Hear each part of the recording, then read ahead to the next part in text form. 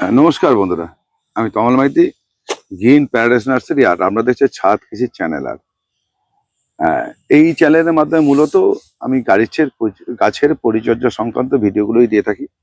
যারা যারা নতুন দেখছেন তারা চ্যানেলটাকে একটু সাবস্ক্রাইব করে রাখবেন। আপনার প্রয়োজন হলে প্রয়োজনীয় যদি তথ্য যায় আপনি দেখে নেবেন, না দেখবেন না, এটা একদম প্রত্যক্ষজি। আর আপনাদের কাছে একটাই অনুরোধ, যারা ভিডিওগুলো দেখেন, যদি আমরা ধৈর্য ধরে যদি দেখতে পারেন 10 মিনিট 15 মিনিট ভিডিও, তাহলে দেখুন, আর দেখবেন না কেন? ওই আর্ধেক দেখেন আর্ধেক দেখেন না, আর তার প্রশ্ন করে যান। গাছ করতে গেলে ধৈর্যশীল হতে হয় একটু। যদি আপনি এই ধৈর্য ধরে না দেখতে পারেন, আপনি গাছ করবেন কি করে? এটা সিস্টেম। গাছ এত কি সোজা জিনিস যে বসিয়ে দিলে আমার গাছ হয়ে গেল, সুন্দর ফুল হবে? গাছ আমি কিছুই করলাম না, গাছ এনে বসিয়ে দিলাম আর মাটি এক গাদা সার এনে খাইয়ে দিলাম, গাছ হয়ে যাবে? এই ধারণা থেকে বেরিয়ে আসুন। গাছের মূলত পরিচর্যা আসল জিনিস। যেতে আমি গাছটা বসাবো, যে মিডিয়া যার উপর গাছটা বসাবো, সেটা একটা জিনিস। বাগানটাকে বা যেখানে গাছ রাখবো সেখানে পরিষ্কার পরিচ্ছন্ন রাখাটাও একটা জিনিস। আপনার রোদ কতটা আসে বাগানের, সেটাও কিন্তু একটা জিনিস। টোটাল একটা পরিবেশ দিতে হয়। আপনার ছেলে মেয়ে যেরকম মানুষ হয় পরিবেশের উপরে, আর গাছও তাই হয়। আপনি ভাবছেন যে একটা বারান্দা ব্যালকনি আছে, তাতে আপনি আহ সব ফুল ফোটাবেন, হবে না, হতে পারে না, হয়ও না, হতেও পারে না। তো আছে মূলত যেটা দেখাচ্ছি, 2025-এ যারা গাছ করেছিলেন, 2026 চলছে, তাদের এবারে যারা গাছ শেষ হয়ে গেছে, সিজন ফ্লাওয়ার গুলো শেষ হয়ে গেছে, সেই সব মাটিগুলোকে কি করবেন, সেই মাটিটাকে কি করে ভালো করবেন, কখন করবেন, কিভাবে করবেন, সেটাই দেখিয়ে দিই। দেখুন, আমার এখানে কিছু ঢালা মাটি আছে। এই দেখুন, টপ থেকে ঢালা মাটি পরিষ্কার হয়ে দেখাচ্ছে। এই যে ঢালা মাটি দেখতে পাচ্ছেন, পড়ে গেল। আর কিছু এইখানে প্যাকেট থেকে ঝাড়বো, একদম ঝাড়বো। প্রথম কথা হচ্ছে, যখনই ঝাড়বেন তখন এই আগাছাগুলোকে আপনাকে মুক্ত করতে হবে। আগাছাগুলোকে তুলে ফেলে দিতে হবে, এটা তুলে ফেলে দিতে হবে। এই আগাছাগুলোকে তুলে ফেলে দিতে হবে। যেমন আমি এটা করছি, এই প্যাকেটটাকে নামাচ্ছি, এই আগাছাগুলোকে একদম পুরো সাইড করে দিন, তুলে তুলে। এটা গাঁদা গাছ ছিল,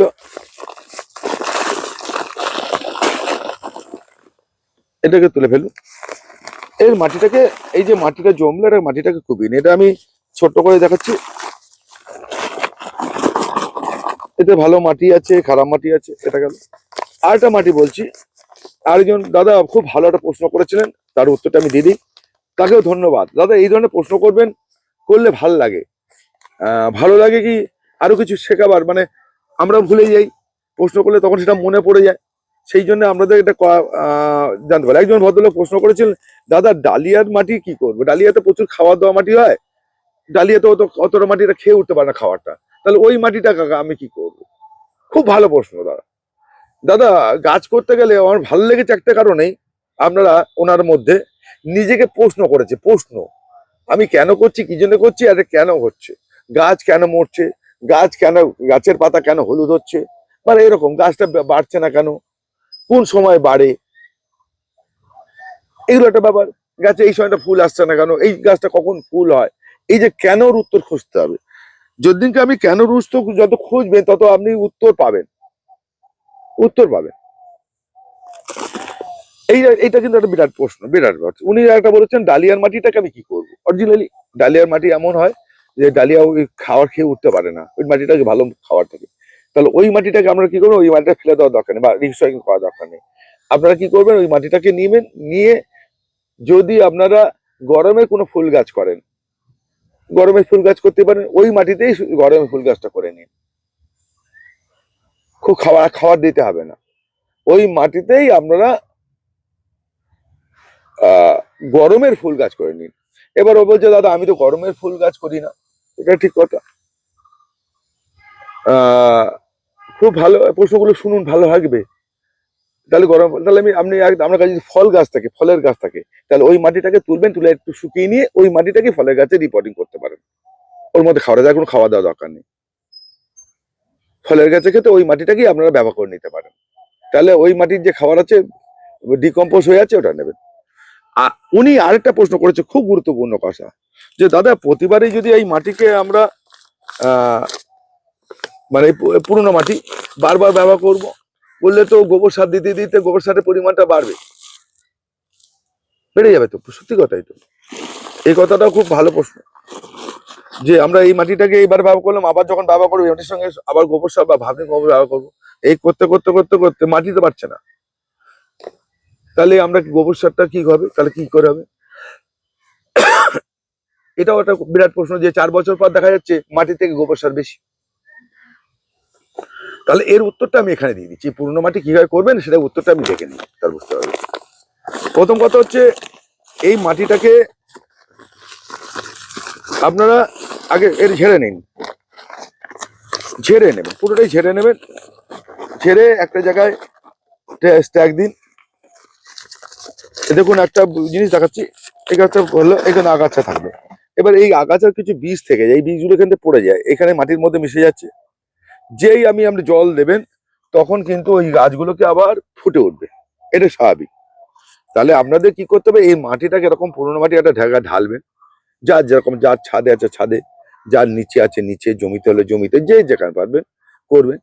করে কি করে মাটির সঙ্গে আপনারা কি করবেন, প্রথম একটু চুন মেশাবেন। এইখানে আবার বলবেন, দাদা আমরা চুন মেশালে তো আপনার বেড়ে যাবে, পিএইচ বেড়ে যাবে। এই এই পিএইচ বাড়বে না, আমি বলে দিচ্ছি। আপনারা এটা চুন দিলে কি হবে, আপনার এই যে এর মধ্যে যে ব্যাকটেরিয়া, চুনে কিন্তু একটা কাজ, শুধু পিএইচ বাড়ায় না, আর ব্যাকটেরিয়াকে নষ্ট করে, এই ছত্রাককে নষ্ট করে, ছাতাকে, যে সবুজ সবুজ ছত্রাক হয়, সেই জন্য আমরা চুন ব্যবহার করি। কিন্তু এটা কিন্তু চুন কিন্তু এটা খুব কার্যকরী কাজ। টবের গায়ে আমরা চুন মাখাই, আপনারা কি জানেন? দেখেছেন বিভিন্ন গাছের গুঁড়িতে চুন মাখানো হয়, দেখতে সুন্দর হয়। শুধু ওটা নয়, ওখানে কিন্তু ছত্রাকও অ্যাটাক করে কম, চুন এমন জিনিস। চুন যেমন পিএইচ কে শুরু করে হয় না, এটা কিন্তু আপনার সাধারণ ছত্রাককেও কিন্তু আটকায় এবং প্রতিরোধ করে। এবং বিভিন্ন গাছে দেখবেন চুন মাখানো থাকে, বা চুন, ওটা দেখতেও ভালো লাগে, আর গাছটাও কিন্তু ভালো হয়, পোকামাকড় উপদ্রব ওখানে কম হয়, ছত্রাকের কম হয়, গাছের ছাল পড়ে পচে যায় না। তাহলে এবার চুন ব্যবহার করবেন কতটা, 1 বস্তা চুনে 1 বস্তা মাটিতে, এরকম 1 বস্তা সিমেন্টের বস্তা, এই যে সিমেন্টের বস্তা, আপনারা এর থেকে আপনি 50 থেকে 60 গ্রাম চুন দেবেন,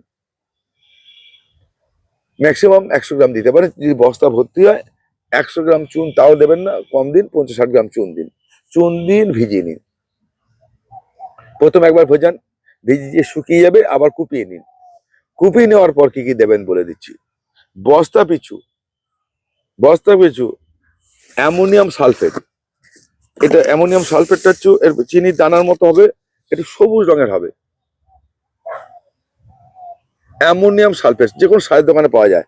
এটা এটা অ্যামোনিয়াম সালফেট আমরা বলি, আবার দোকানে গিয়ে বলবেন শুধু সালফেট। সালফেট আর অ্যামোনিয়াম সালফেট একই জিনিস। এটার মধ্যে আপনার 22%, 20 থেকে 22% মতো, 20 থেকে 22% মতো নাইট্রোজেন থাকে।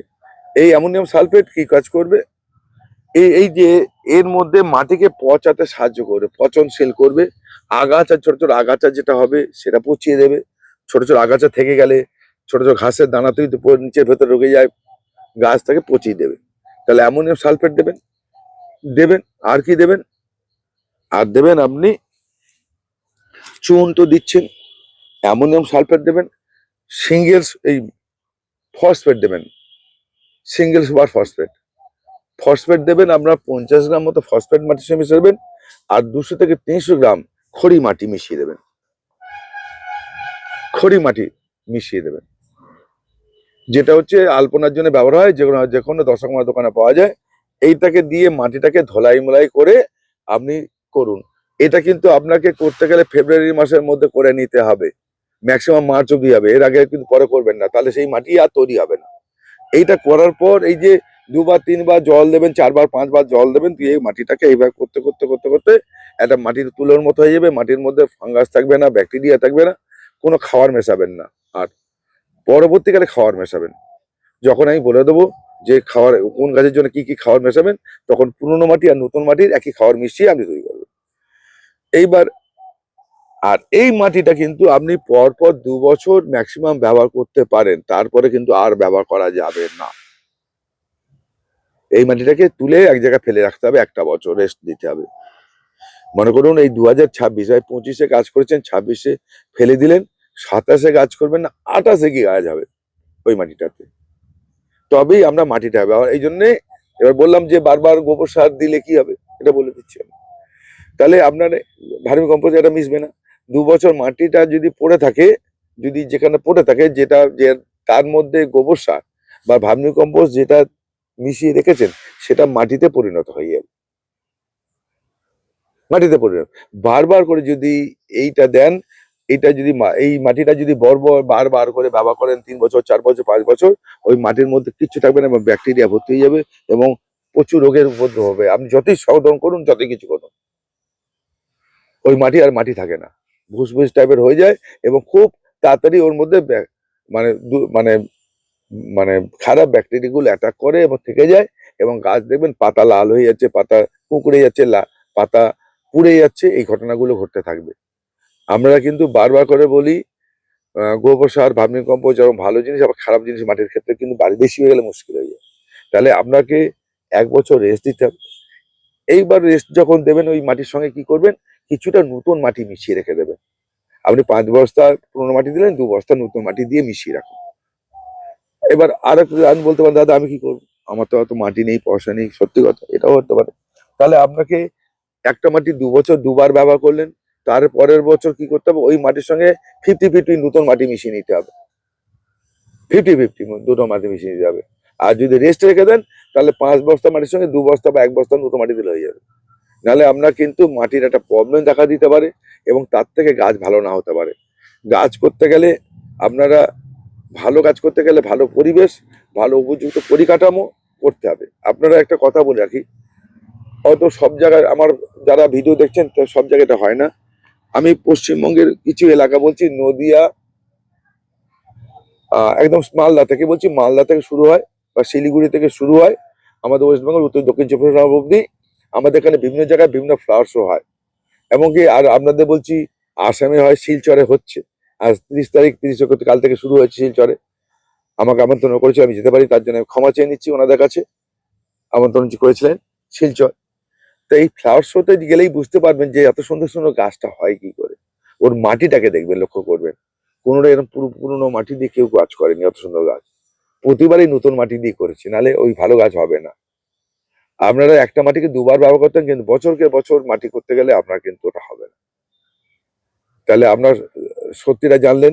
আপনাদের ওই ওই ভদ্রকে বলেছিলাম যে আপনার ভিডিওর মাধ্যমে দেখিয়ে দেবো যে আপনারা বারবার করলে কি হয়। খুব ভালো প্রশ্ন, যে বারবার একই মাটিতে প্রতি বছর যদি গোবর সার দিতে দিতে তো মাটির মধ্যে আর কি থাকবে, এটা ঠিকই কথা। তাহলে আপনাকে মাটিকে রেস্ট করে দিতে হবে, 2 বছর পর পর ব্যবহার করতে পারবেন। এইটা করার পর যদি আপনারা চিন্তা করতে করতে পারবেন, তবেই কাজটা কিন্তু আপনার কাছে ভালো হবে। এটুখানি মনে রাখবেন। আরো কিছু প্রশ্ন থাকলে বলবেন। এবারে আপনারা বলতে পারেন যে এই পুরোনো মাটির পিএইচটা কি? পিএইচ মোটামুটি লেভেল হয়ে যায়, যদি মাপার মিটার থাকে, তাহলে মাপলেই আপনি হিমিক অ্যাসিড জল দিয়ে কমিয়ে নেবেন আর চুন দিয়ে বাড়িয়ে নেবেন, একদম সোজা হিসাব। এইটা কিন্তু পিএইচটা কি আপনাদের বলতে পারেন, পিএইচটা কি? পিএইচটা একটা খুব গুরুত্বপূর্ণ বিষয়। এটা কিন্তু ভালো গাছ করার জন্য, ভালো মানের গাছ করার জন্য। সাধারণ যারা করে তাদের না হলেও চলে, কিন্তু ভালো মানের গাছ করতে গেলে আপনাকে পিএইচটা কিন্তু গুরুত্বপূর্ণ বিষয়। সবার এটা নিয়ে না মাথা খারাপ করে চলবে, যারা বাড়িতে গাছ করছেন, যারা ভালো মানের গাছ করার চেষ্টা করছেন, তাদের পিএইচটা কিন্তু বিরাট ব্যাপার। ঠিক আছে, এইটুখানি বলে রাখবেন। ভালো থাকবেন। আর মাটির ভিডিও আমি দিয়ে দেবো। নমস্কার বন্ধুরা, ভালো থাকবেন। আজ এই পর্যন্ত।